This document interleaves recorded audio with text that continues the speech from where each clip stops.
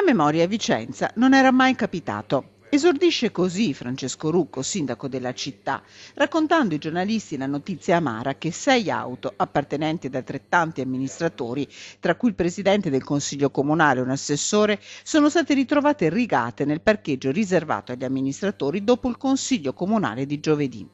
Danni piuttosto ingenti alle carrozzerie incise con chiavi o forse con un punteruolo, mentre per ore i 6, 5 rappresentanti di maggioranza, uno dell'opposizione, affrontavano i problemi della città. È una mancanza di rispetto nei confronti degli amministratori che peraltro hanno passato pomeriggio e sera, tarda sera, a lavorare per la città. Devo dire che va agli amministratori colpiti dai danni dagli atti vandalici tutta la mia solidarietà e un invito comunque a questi personaggi che si rendono autori di questi atti a avere rispetto innanzitutto per le persone ma anche per la propria città di Vicenza.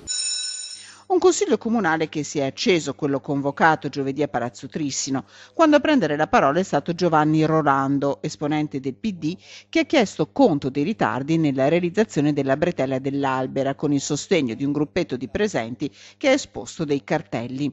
Da regolamento il presidente Valerio Sorrentino ha preteso il ritiro con la nascita di un vivace scambio di opinioni seguito dall'intervento della polizia locale. Per favore chiedo agli agenti di allontanare immediatamente quel signore. Lei non ne ha l'autorità. Lei non ne ha. Altrimenti considero esaurito il suo tempo e passiamo alla domanda successiva. Oltre 6 ore di lavoro per gli amministratori vicentini chiamati a discutere di bilancio consuntivo e di piano antenne, finite per alcuni con un'amara sorpresa. Un parcheggio a cui si accede con un codice, incustodito e privo di telecamera, quello dei danneggiamenti.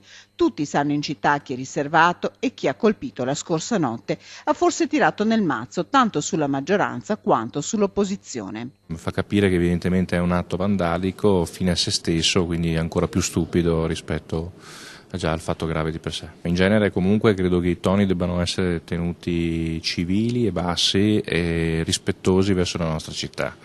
Ritengo questo, poi chiaramente ognuno ha il suo modo di fare politica, però scollegherei le tensioni della serata del Consiglio dal fatto vandalico di stanotte. Il comune ha segnalato l'episodio alla Digos della polizia che sta indagando. Telecamere private in zona ce ne sono molte. Nelle prossime ore si cercheranno di individuare i colpevoli.